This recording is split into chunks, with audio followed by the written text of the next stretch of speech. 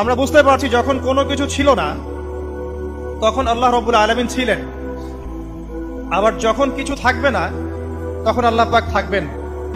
সমস্ত কিছু ফানা হয়ে যাবে, শুধুমাত্র আল্লাহ রাব্বুল আলামিনের সত্তা জাত এটা বাকি থাকবে। তার মানে আল্লাহ পাকই শুরু, আল্লাহ পাকই শেষ। আল্লাহর কোনো শুরু নাই, আল্লাহর কোনো শেষ নাই।